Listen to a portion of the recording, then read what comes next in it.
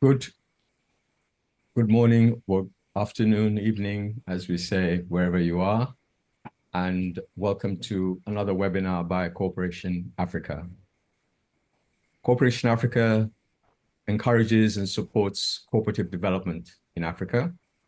And so this event is part of our education and training program, and it is to raise awareness about cooperatives in Africa. My name is Adote, and I shall be moderating this session today. Please feel free to introduce yourselves on the chat, and remember to place your questions in the chat or in the question and answer section that is provided. Your questions will help to shape the discussion after our speaker has made his presentation. The session will last for about an hour, or at the most an hour and a quarter.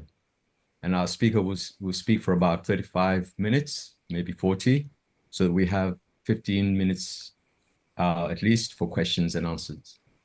And I will let him know when he has 5 minutes to the end of his presentation. But before we hear our speaker today, for the benefit of those who do not know much about Cooperation Africa, let me just say a few words about us. We are a membership organization registered and operating out of Ghana, and with members from over 12 African countries. We support cooperatives because, as businesses owned and democratically managed by their members, cooperatives tend to provide their members with a higher and more secure standard of living. They do so in many ways. They enable their members to buy inputs together, as in what are termed procurement cooperatives. They allow them to sell their output together in what is known as marketing cooperatives. They can allow their members to save together in what are known as credit unions, or savings and cooperative credit organizations, SACCOs, as they are known in much of Africa. They can allow their members to buy goods wholesale and then sell to them at retail in what are known as consumer cooperatives. And they can allow their members to own and live jointly, and live in jointly owned housing units, which are known as housing cooperatives.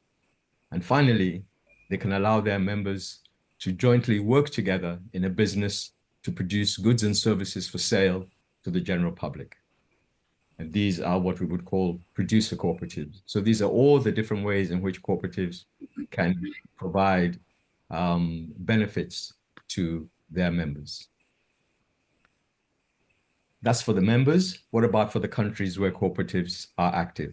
So for the countries in which cooperatives operate, they can allow faster restructuring of the economy, especially in the case of African economies that were inherited from colonialism, which have an excessive concentration on raw material production. They can help grow markets for small and medium scale enterprises, especially for artists and cultural workers. They can help local businesses to scale up quickly, thereby to be able to compete more effectively with foreign companies. And they can provide high and rising levels of employment and self-employment for youth and marginalized, especially women. In short, cooperatives make for a more inclusive and equitable society. So we strive to promote cooperatives, firstly through country research into country research, followed by advocacy. So we look at what's going on in a particular country in relation to cooperatives, and then we try and do advocacy on that basis. Secondly, through education and training events such as these, for those wishing to set up or grow their own cooperatives. And finally, by providing finance to support cooperatives. We welcome as members all those individuals or organizations who are willing to actively help to bring about a more cooperative and self-reliant Africa. Please see the membership section of our website and join us in building the kind of Africa you want. And so now let me talk briefly about our speaker. And I'll begin by introducing, say a few words about the country. Kenya has one of the more developed cooperative sectors in Africa, especially in the savings and cooperative credit organizations or SACCOs, and also in the marketing cooperatives, among marketing cooperatives. Today, we are going to be hearing about the experiences of the Longisa Dairy Farmers Marketing Co-op in Kenya. And our speaker is going to be Kipsang Sitonik, who is the manager of the cooperative and has decades of experience in working in the Kenyan cooperative sector. We shall learn in his presentation about how small-scale farmers can, by joining cooperatives, improve their livelihoods. We shall also discover how the practice of democracy can become embedded at the grassroots level among cooperators. And we shall also learn about the significant role that women and youth play in the Longisa Dairy Farmers Cooperative. So welcome to you, Kipsang. We are now very interested and eager to hear your presentation and look forward to an informative minutes ahead. Thank you. Welcome, Kipsang. Thank you very much, and hi everyone. It is my great pleasure to have a presentation on the Cooperative Africa based on our experiences, particularly in Longisa Dairy Cooperative Society. As per the publicity, my names are Sam Sitoni, currently the manager, and I have just a decade experience in running this cooperative from the time of inception until this time of progress. I'll be making this presentation based on the history of Longisa that I shall be able to take you through the inception until the point that it is. So I want to say that this cooperative was started in the year 2013 and with only 13 members. These members had a passion to market their produce, particularly dairy. So they came together, established what they wanted to do. They wrote the objects of what they wanted to achieve. They seek membership, also look for that 13 members, put the officials in order, that is the officers, the chairman, vice chairman, secretary, and the treasurer. They also gave out the properties they had that were immovable by then. The main criteria for the formation of this cooperative was driven by the collective action by the individual to solve a common problem. The common problem in this case was the marketing of dairy. I'll go to the next slide. So when this came into being in the year 2013, they mobilized the resources, they drafted the bylaws, then they acquired the registration certificate and started operating with their individual produce. This one was not an easy task, given that the membership was very small, and of course, most of the people who are forming cooperatives do not have enough resources.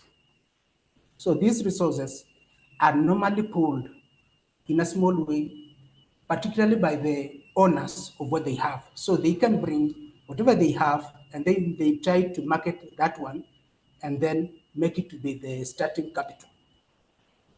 As I said, our cooperative is dairy, and we deal with milk. And subsequently, we have graduated to doing value addition. So we call ours a producer or a marketing cooperative. As you are aware, there are very many cooperatives, as you have been told earlier, but basically we are in the marketing sector.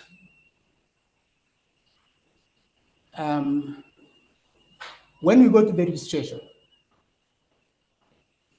registration process is done in the following way. There is an act of parliament in the Kenyan constitution, that is Cap 490 laws of Kenya, which gives how a cooperative can be registered, right from the minimum membership of 10 for a primary cooperative and more than that for a secondary cooperative. So ours, we made the threshold of 10 by having that 10. So we have a certificate that is in existence together with the registration with the taxman, that is the Kenya Revenue Authority. Those are the major identities that defines a cooperative.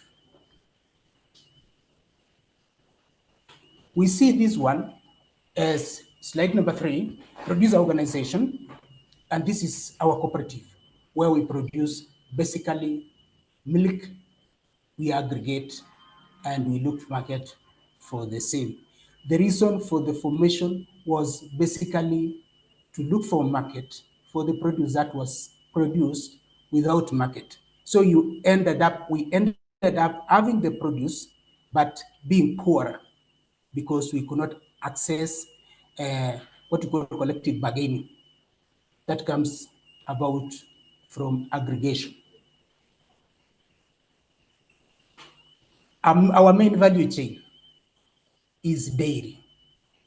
So dairy has a number of components. For example, we have fresh milk, we have cultured milk. There is also cheese, which we don't do. There is ghee. There is also powder milk. And those are the main components of dairy value chain. On the membership side, you can see that up to date, the last register totals to 1207. And I want us to spend time there trying to look at the stratification of these members. Out of the total, we see a huge percentage being females. And these females are aged between 30 and 35. We also see that a very small percentage is youth, that is 18 to 29. And the aging population also tends to decline. So what does this tell us? As you see this youthful population, they have not really embraced agriculture as a source of livelihood. So they tend to do other businesses away from dairy. Actually, they engage in more of service industry. And therefore, we are trying a strategy that can bring this number to be bigger than what it is now. For the females, most of the members that register with the cooperatives are females. The reason being, culturally, we see milk as a preserve for the women, because most women in the third world countries, like ours, majority of them are not career women. So to cushion them to have some form of living, they are given that opportunity to own the produce. For the animals, it belongs to the spouse. There is also where they could co-own the animals. That is, if we have a cow, the proceeds belongs to the spouse, the woman. The sale of the animal belongs to the man. Now, on the ages above 36, you see this population might have uh, transited to other uh, ways of earning livelihoods, and therefore they don't take dairy as a major occupation. We also encourage, wherever it is, that we have the young population, given that most of our economy is agricultural based, then we should utilize the space and the resources that the farm has. So every stakeholder has a duty to encourage this one in our capacity as Longisa. Then we can see the transition moving smoothly. When it comes to registration, there are various sources of registration. There are fees that are required. These fees are generated from various sources. These sources include personal finances, where I've written own sourced is where an individual source for the registration fee from the personal belongings, maybe sales from other parts or donations. That was in the interest of the cooperative. So there is more of sacrifice in our community for the people who are the initiators of the cooperative. They may not take the credit in the long run, but they carry the huge task of bringing people together, mobilizing. By then, mobilization of resources is very little, given that if you see, if we were to mobilize resources with 13 members and everybody raises $1, we'll have $13. Now, if for the other hand, we raise now resources 10 years later with 12 or 7 members, then we'll raise 12 or 7 dollars. So there must have been a cost incurred by those who took their issues to ensure that the cooperative stands. There is also the issue of raising of shares. In any cooperative, for you to be a member, you have to do two things. You have the membership fee, which is fixed and determined at the annual general meeting. This one is normally agreed upon as a figure for any new member that joins a cooperative must pay an entry fee of a prescribed amount. Then the second phase is actually raising of shares. For those who do not know what shares are, we say we have a part in owning this cooperative. The ownership of the cooperative is shared among the members. So no one can own the cooperative per se. Otherwise, we have a collective ownership. And we can also, there is that democracy of free entry and free exit. There is also the number three is the membership fee, so we can always derive as the sources of funds.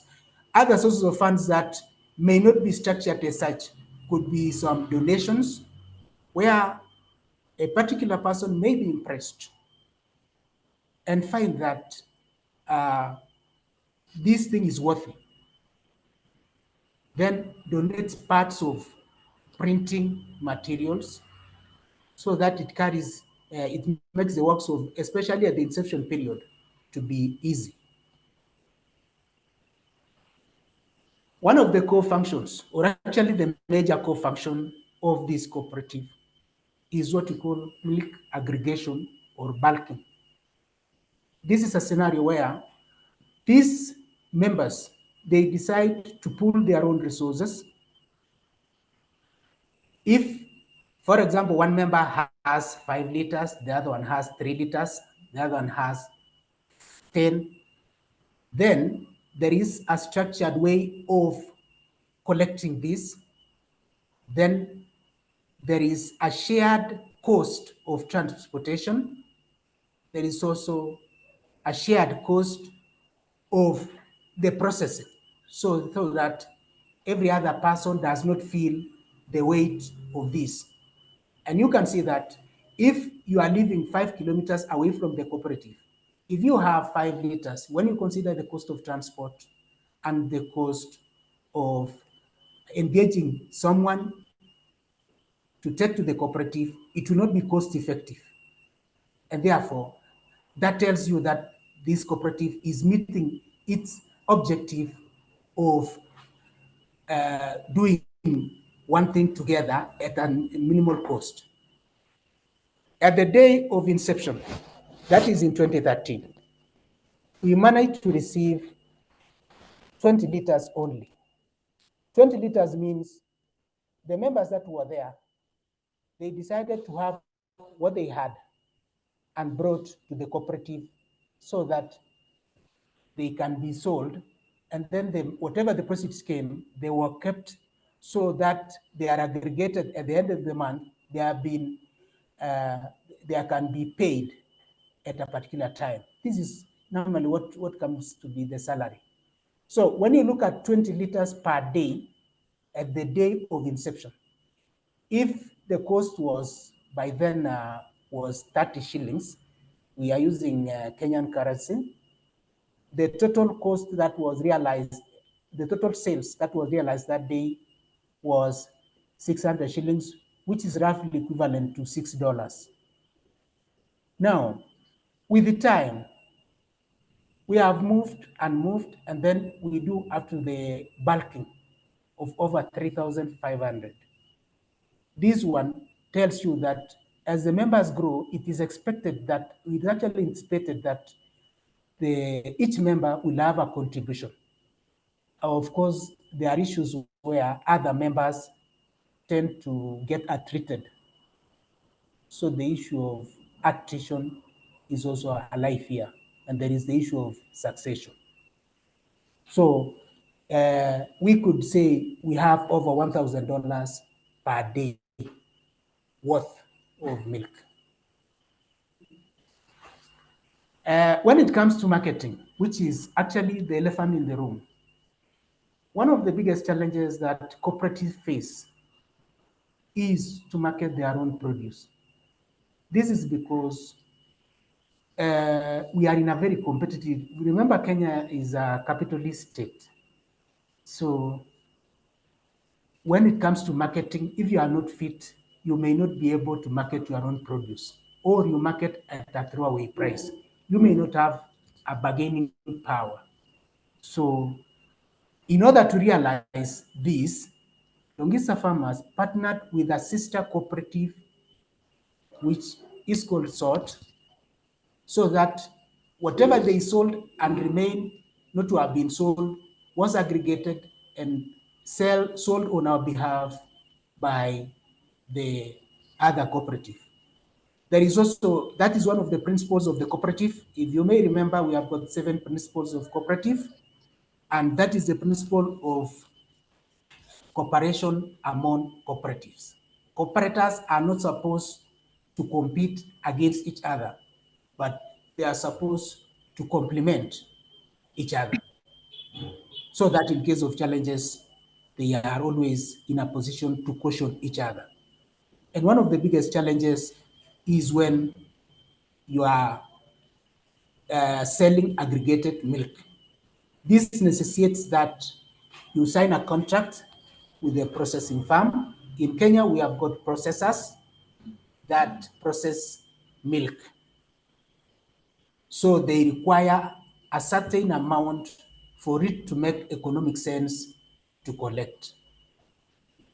So as the cooperative matures and have more volume, they normally have the ability to sign their own contract. So the contract is supposed to be for the two mutual, that is the processor and the dairy cooperative. So cooperatives They may make small profit, but their main objective of their formation or the co-function is to enable to have the member meet the buyer and make a living out of it. So currently, as Longisa, we sign a contract with any processor. The major processors in Kenya include the new KCC and the Brookside.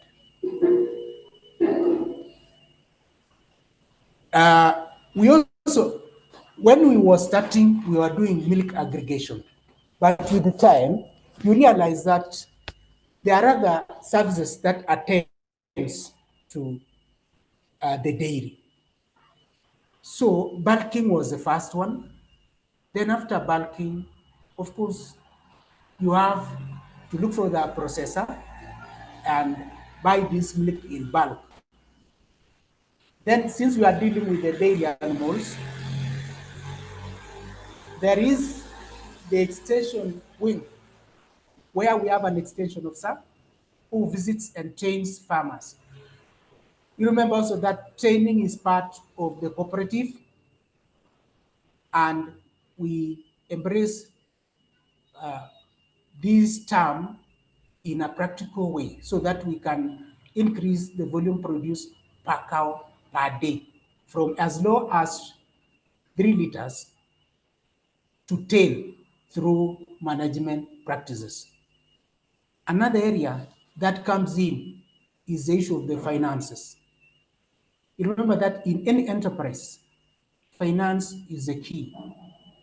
You cannot do any business when the finances are not working well or when they are not managed.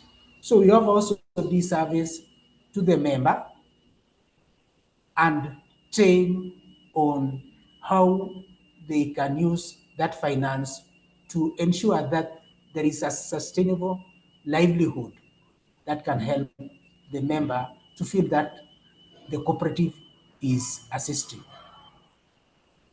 And another area is on capacity building.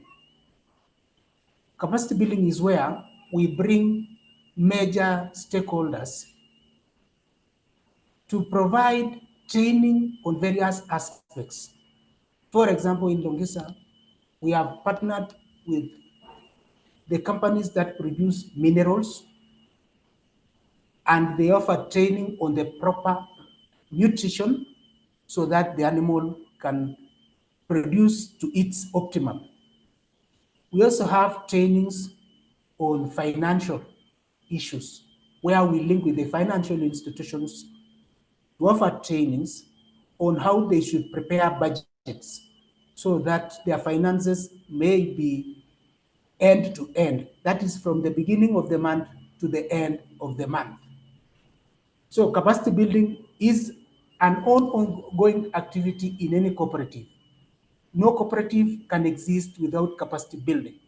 And you remember that mature people need to be trained and trained and trained. So training is an ongoing activity for every cooperative to succeed.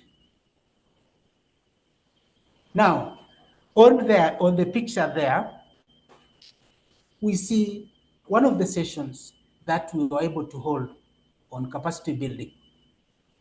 And when you look at that picture,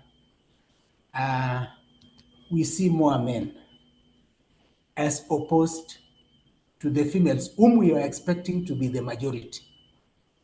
One of the reasons is that when it comes to duties in Kenya, most duties are done that are at home are carried out by women.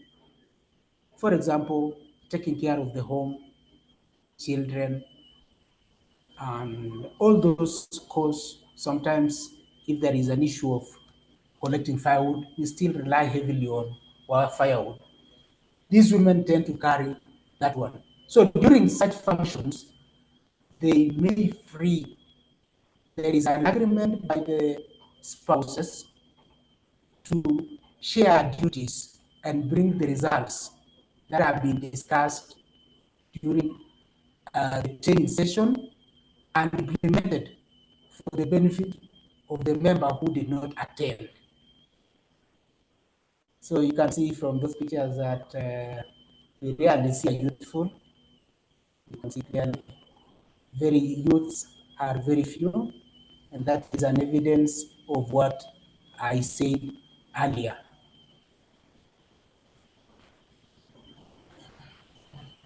What is very important also is the organization structure of a cooperative.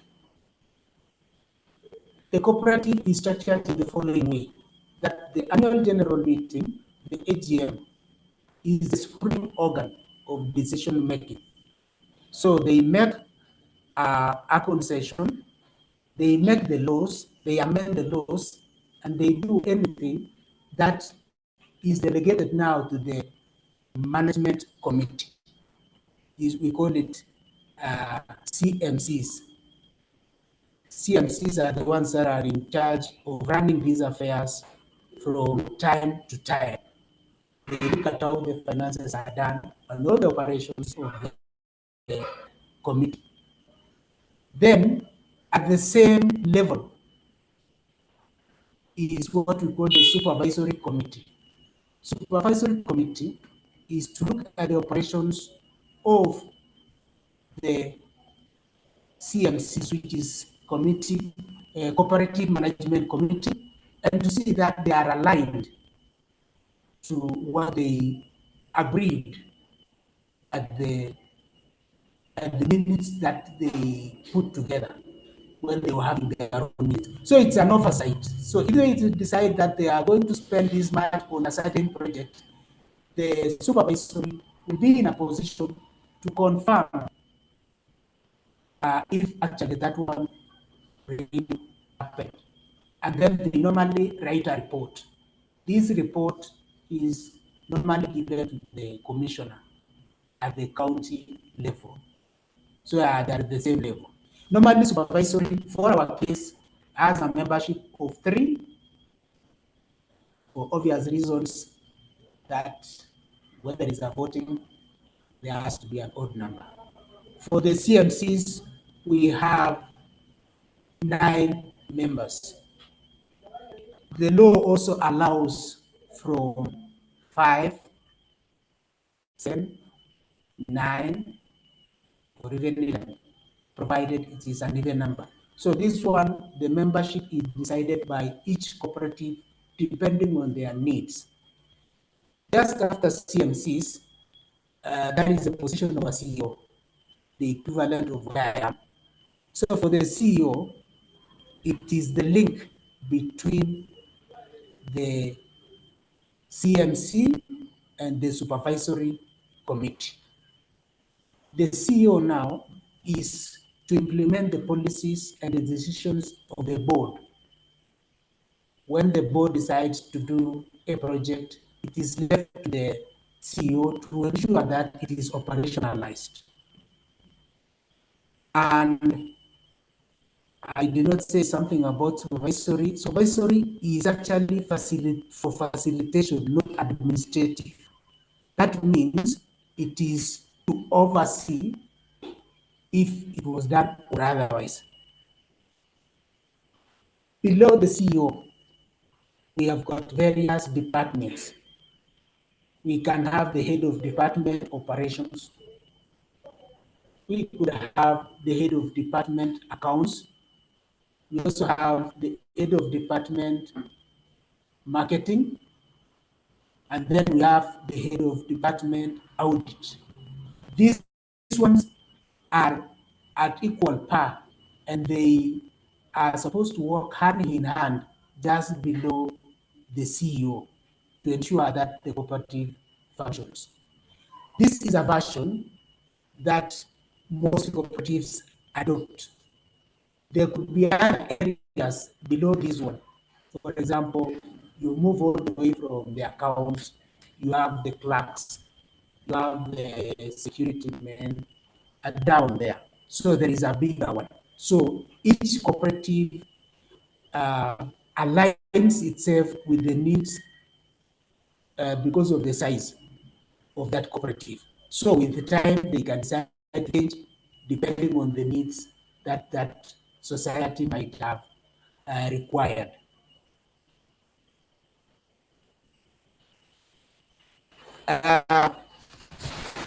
For those now,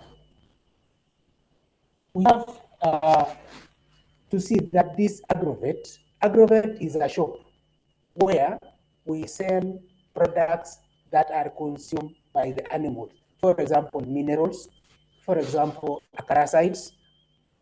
We have also dairy meal that supports production. So this one should be ensured that the member may not go looking for this one elsewhere. We have what we call a check-off system, where if you are supplying milk to the dairy cooperative, then you have a float to take these inputs for use at the farm level. We also get towards value addition. I have realized that in dairy industry, dairy is actually a product that is highly perishable. Perishability of milk is not like any other cooperative that belongs to the cereal. So we normally add value for two major reasons: to increase the revenue and to prolong the lifespan. So for a flavored, we can have fermented milk can last as long as 1 month or 30 days or even more. But for the fresh, it will not go beyond 24 hours. And we want to fully establish this goal for the benefit of these members. We also look at a situation where we have a financial service.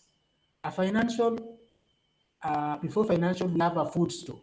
Food store is a store that is kept for fodder in anticipation for any drought. That is a mitigation when the rain-fed agriculture does not conform to the expectations of the farmer. So they need to have some fodder in store that will cushion them during the times of drought. And we have provided the cooperative, especially during the drought period, so that the farmers are given quality and quantity fodder. The issue of the middlemen, sometimes they have fodder that are not conforming to the weight that is prescribed, and they hike the price. But for the cooperative, for the member, we will ensure that everything is done in favor of the member.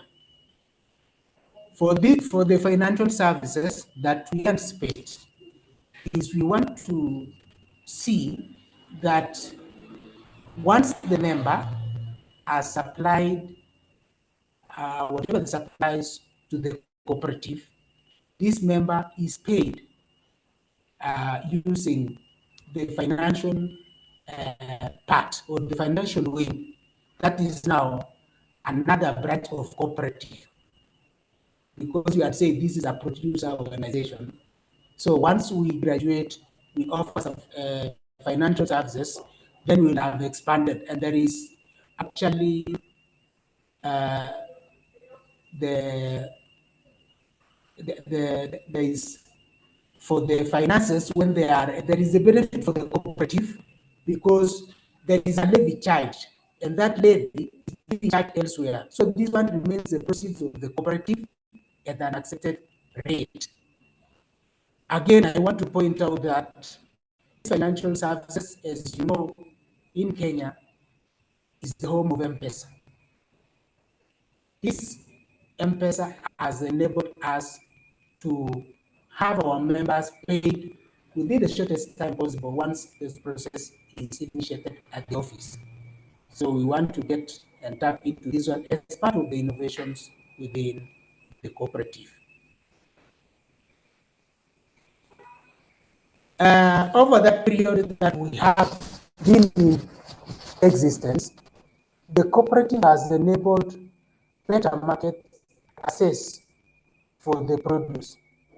Given that earlier, there was an earlier situation where the poor road network, and when the rains are heavy, the members' proceeds could not reach the processing plant. So the following day, they are brought back with a tag that says it is not accepted because it did not meet the standards. So it became spoiled on the way. That one, we got rid of it because we have chairs and we have a standby generator just in case there is a power outage, as it is in most parts of Africa. We are not spared either. Then a dairy cooperative always ensures that there is power when it is needed. The cooperative also has realized that the generation of more sales, and the more sales will translate to more profit. And from the figures that I shared earlier, if someone was sharing or selling 20 liters and later they sold 3,000 liters, of course, there is more sales and more profit on the later. The third realized item is the reduced risk. Why do you say the reduced risk? There is reduced risk because we all aggregate this milk and then we chill each component, and cumulatively we chill the bulk. So that one means if we were to do it alone, everybody was supposed to have a chiller in his or her home. And most parts of our households do not have power. So you realize that there could have been bigger risk in the spoilage of this milk. We have also embraced what we call teamwork and shared decision making. In the cooperative world, we embrace teamwork, and therefore we have a variety of successes in terms of the weaknesses of one person is complemented by the strengths of another one. So there is no time that a decision made by many people can go wrong as opposed to a decision made by one person. Neither do we have a situation where we could not get market because aggregation from very many members will ensure that everybody uh, gets a portion of the aggregated commodity. Also, there is this decision making. In the decision making, where we have a challenge, a shared problem is solved like a shared one. If we are not to share a problem, it means we must ensure that we are okay with everything. So you can imagine a cooperative, an individual, everybody having a chiller. Everybody having a chiller. Even the cost of running that chiller becomes quite expensive. And even the aggregation of that part could not work. So for the cooperative, it has enabled that one, and it is clear for everybody to see. As a cooperative, we have actually become a catalyst for development. That is, within the facility, whenever we do payments, whatever it is realized, it is meant to ensure livelihoods is saved, an investment is made, an improvement on members' way of living. We also have information transmission. In our case, we have a bulk messaging service. This service ensures that information to the members can reach them by just sending one text message to in bulk. So if we have to communicate any issue with them, we have the SMS service that will reach every member wherever or she is. Remember, most of members, a good percentage of more than 60% have phones. So the easiest form of communication is actually uh, the phone. We have also embraced the issue of the WhatsApp the WhatsApp is a platform where those who have been able to acquire smartphones share information on the practices of good farming and even sharing information on the marketing of animals. If a member wants to upgrade an animal, this member will share the information about the animal and quote a price. This price can be evaluated in a more sensible way, given that the price is determined by the production of that animal. If this information was made or broadened during the COVID-19, where uh, we had to restrict movement. So information sharing actually dominated so much, and it has led to the to be part of everyday life. We continue to use this one. Even apart from marketing, we market all the products daily. For example, the containers that we use to carry the aluminum cans. We also have the AI services.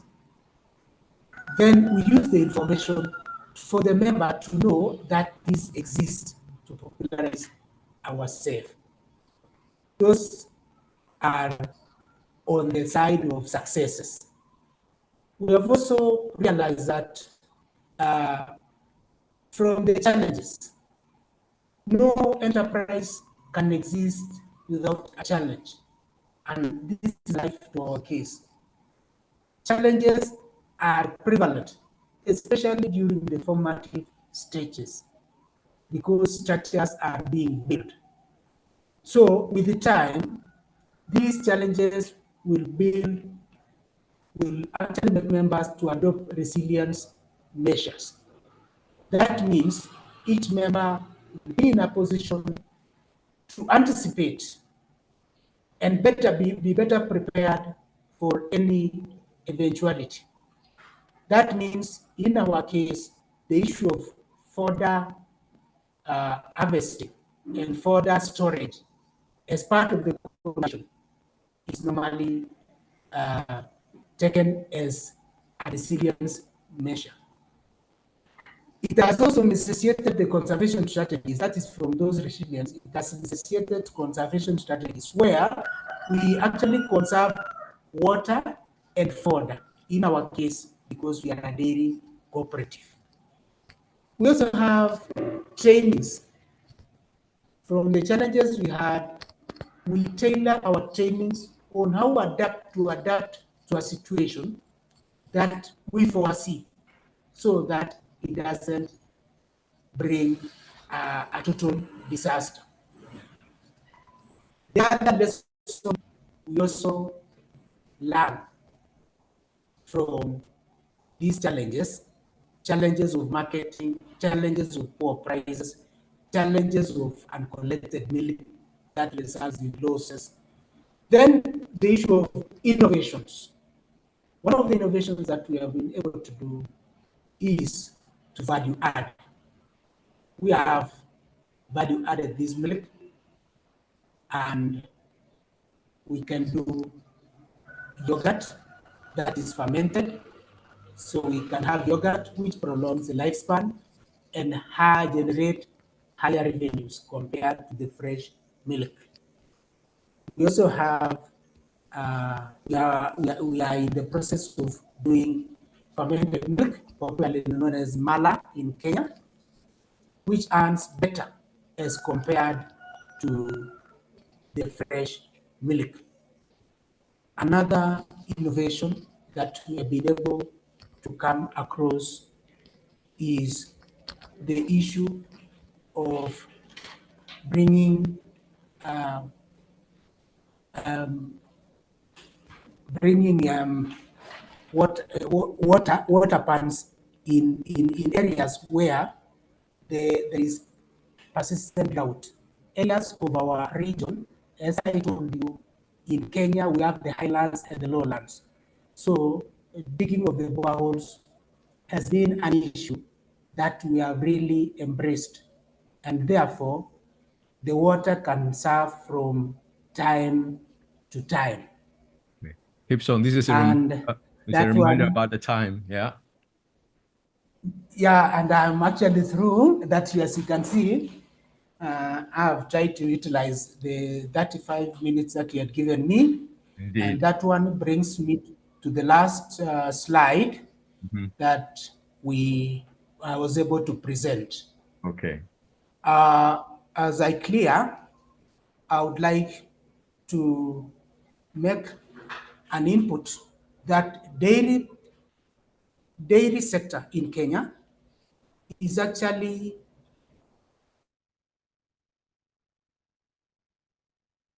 Oh, the voice is gone. Is that? What's happened? Oh,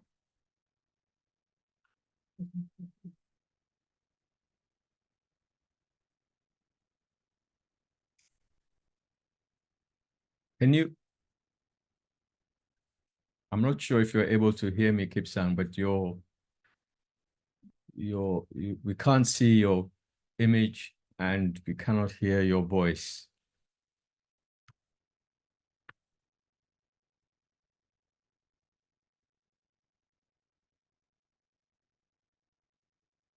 Oh dear. All right. I think what we can do is that Kipsan might be able to come back, but we have got really the bulk of or everything he wanted to say in the formal presentation.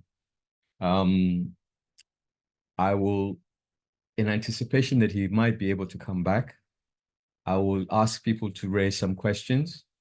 If he comes back, we will put those questions to him.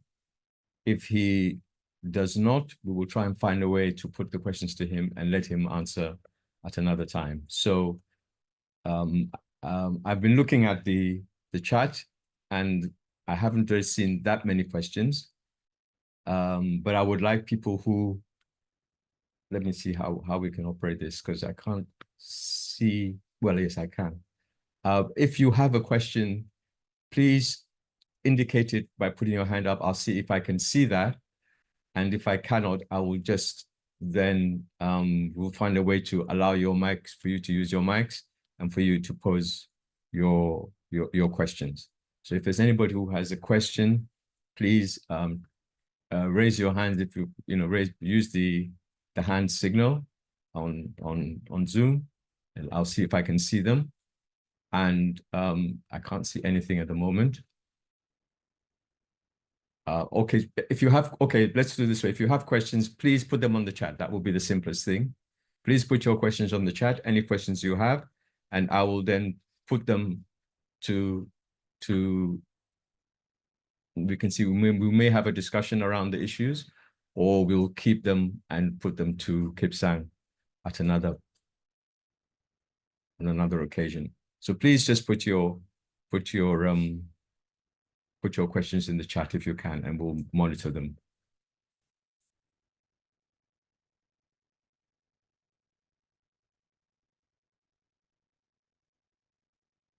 Questions and comments too, yes, because we can have a discussion. Is he back? I'm back. Okay, hello, Kip. Hi, we lost you for a bit. So sorry for that interruption. I'm back. That's okay. I'm very Okay, sorry. good. All right, no, that's great. So you are back. We were asking people to put their questions in the chat, and then we were going to pass them over to you. So we have a question that, let me just look at the question briefly. Okay, it's a question really about how you manage your costs. I can read it out, I think. My question is how they manage with operational costs, especially with regard to staff costs, which then affects the profitability of the cooperative. Okay, in short, how do they ensure that they run a lean but effective administrative structure? Okay, so that's the question. On looking at the actual admin of the co-op, how do you manage to keep your costs down? Were you able to hear me clearly? Were you able to hear me? Yes, I can hear you. So I can answer that. Okay. Yes, great. Thank you very much for that question. One of the issues of managing the cost is actually to increase the productivity. With the bigger volumes, you have the bigger economies of scale. So one of the areas is that you can have the same staff, but you increase the volume of what you are receiving. For example, from the 3,000 that we have, we increase to 6,000. That will be in a position we can keep the cost down. Another issue is to increase the profits through that innovation. Then you'll realize bigger margins as opposed to if you are doing raw milk only.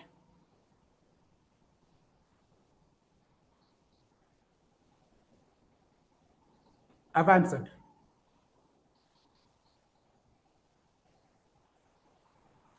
Okay.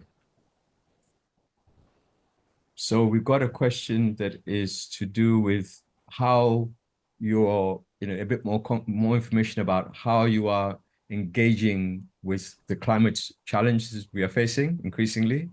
So I know you mentioned it in the talk, but there's a bit more. It's a question about how you manage climate change, and then okay, let me let you answer that one because there's a different kind of question coming. So I will come put them together. So please, just the question about how to address climate change. Yeah. And then there's a different question coming. Yeah.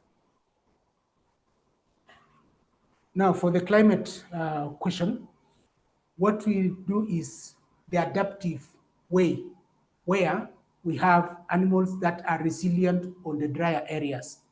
So we ensure that the animals that will be kept there are more resilient to issues of drought. And again, we do encourage with our members, those who have done zero grazing. What they normally do, they have the biogas from the dung. They use the methane as a source of fuel in their homes. This is a small percentage, but it reduces on the emission of methane to the which is actually a greenhouse gas. Those are the two areas that we have tried to address. We also have the third one, resilient fodder. We have fodder that is more resilient to areas that are susceptible to drought. Then we plant them. Okay, thank you. So now here's a question which visits the point you raised earlier on about the fact that you have so many women who are in the membership of the co-op, and yet when there's capacity building activity, relatively few women show up compared to the men. So the question is, what kinds of initiatives have you tried to take to ensure that there's women who benefit from the capacity building exercises? One is actually through that is legislative. One is legislative in the sense that out of the 9 members of the management and the 3 supervisory, there is a law in Kenya that a third should be of either gender. And in this case, it is women. So we encourage our women to come forward and speak for themselves. We realize that most women, their education levels may not have gone beyond O level. That means that they don't come forward as themselves, but through capacity building, we encourage them to take leadership positions and give incentives that will make them embrace the cooperative affairs. However, we have a challenge in the balancing of the durations that they are supposed to spend, because sometimes the issues of cooperative may be taking time that may not be available for them. There we still have a hiccup, but we try as much as possible to manage in that dimension.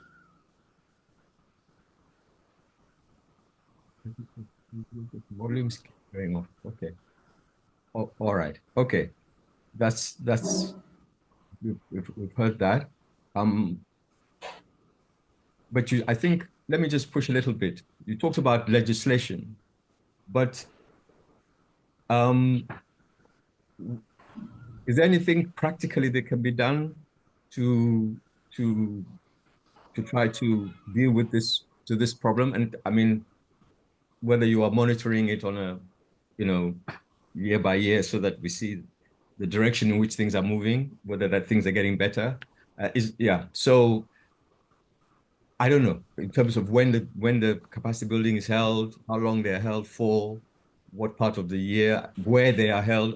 I mean, what kind of issues are you trying to deal with in trying to make sure that the people who are, because I presume if the women are the members, that they're the ones who are actually looking after the cattle and trying to improve the quality and output of the milk, in which case they are the ones that need to be trained. Yes. So I'm just wanting to push a bit more on that.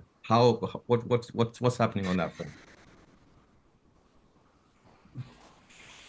We really have a challenge that sometimes where we come from, there is more of the culture.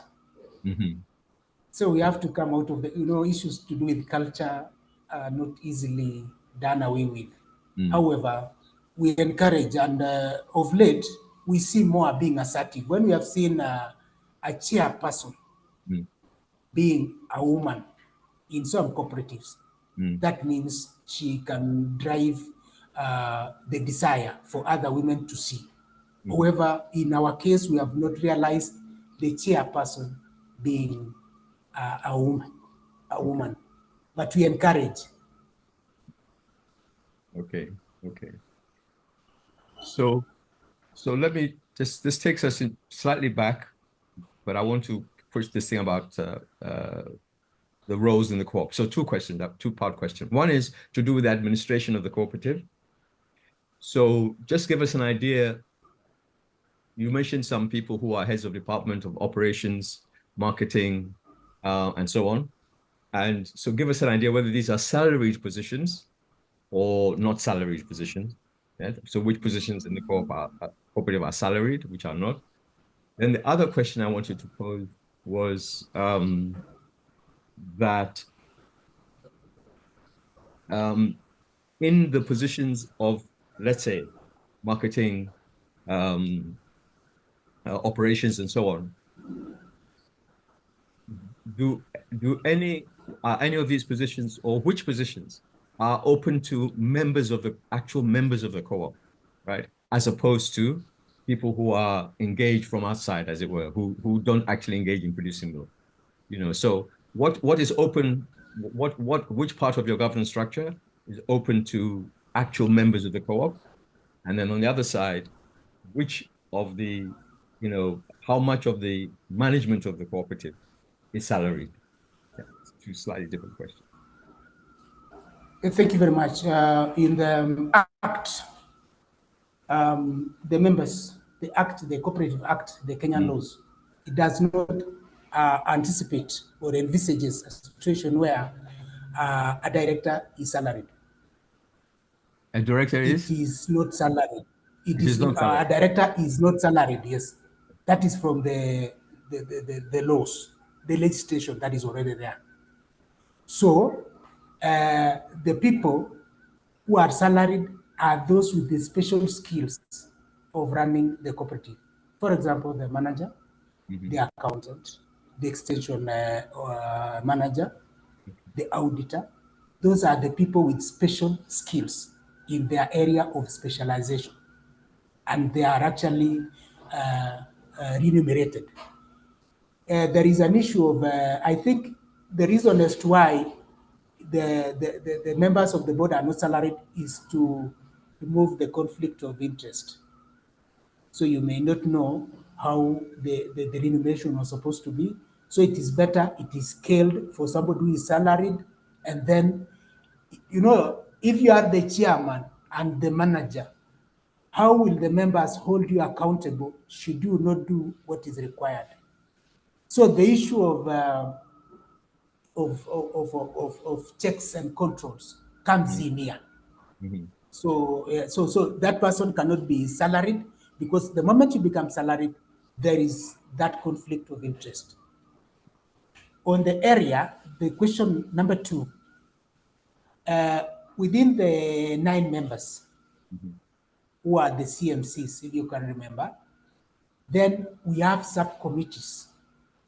These subcommittees include education subcommittee, there's the procurement or the finance subcommittee, there is the education committee. So if I may give an example for the education and capacity building, um, it is headed by the vice chairman and 2 other members. So they are liars with the office because they are popular at the village level to go and do mobilization or do capacity building in the area that they decide to do. So this one is for those who are elected, the CMCs now will carry out that one as given by the legislation. The book that governs any cooperative society is what we call the bylaws. The bylaws and gives the number of the cooperative. For example, all the cooperatives in Kenya, which is over 15,000, have a CS number. So we have CS, for example, ours is CS 15630. That is unique to our cooperative. So basically, that is given to the members. Those roles that I have said, when it comes to marketing, the vice chairman with the team and the office will go and duplicate that one. When it comes to disposal or procurement committee, when there is something to be procured, all the members, actually procurement is actually all the 9 members will come and buy. If it is a new vehicle that is about to be bought, they will bring it. If it is the disposal of any item that has been recommended by the auditor, they are the ones to determine the price, the markup price, and decide also the revenues that will be generated will go towards what action. Okay. Thank you very much indeed. So because we have some constraints and it's good for us not to go over them, um, the I'm sure there are some questions coming, but we will need to wrap up. I want to thank very much you, Kipsang, for the presentation and giving us, opening up, the window to what your cooperative does. I want to say a thank you also to those who attended. I want to thank the interpreters and last but not least, everybody in Cooperation Africa who helped to make this possible. So we very much look forward to a presentation, another presentation in the future, and hope to see you again at that one, and so that we can learn. Please join us and spread the word about what we're trying to do so that we can grow and have, as I said in the beginning, a more inclusive and fairer continent and self-reliant continent as well. Thank you very much, everybody, for attending and wish you all the best going forward.